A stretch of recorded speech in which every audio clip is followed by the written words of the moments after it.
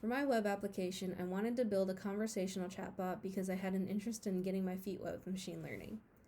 In these difficult times, I wanted my bot to specifically be geared towards mental health support, so I created SafeSpace. Upon entering the site, the user will be brought to a home page containing an overview of SafeSpace as well as resources at the bottom for those in critical need for support. Spacey itself is a chatbot built with the Chatterbot library.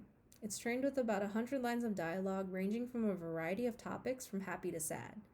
Here's an example of a conversation file. Spacey is trained by associating each line as a response to the phrase that came before it, and it stores these associations into a SQLite database. So in this example, Spacey has learned 2 different responses to the phrase, "How are you doing?" And depending on the user's response, 2 different flows of conversations can be triggered. Spacey is designed to continually learn by building this database of responses with each conversation that it has. Now, in addition to some of the basic conversations provided by Chatterbot, I also wrote about 100 lines of dialogue catered specifically to mental health situations following the same format you saw before. Upon submitting, a post request is sent to the backend with the user's input. That phrase is then run through Spacey's database, and a similarity algorithm is used to find the most similar phrase in the database to the user's input and returns a response accordingly. One of the challenges I had was finding the right database for training Spacey. I had looked at web scraping mental health support Reddits and other forums for dialogue, but found that those conversations were very specific and very long.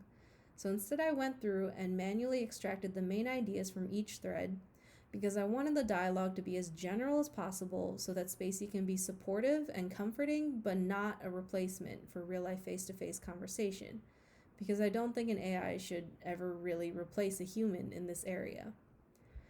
This is why I decided to implement an additional locator for professional help in the area.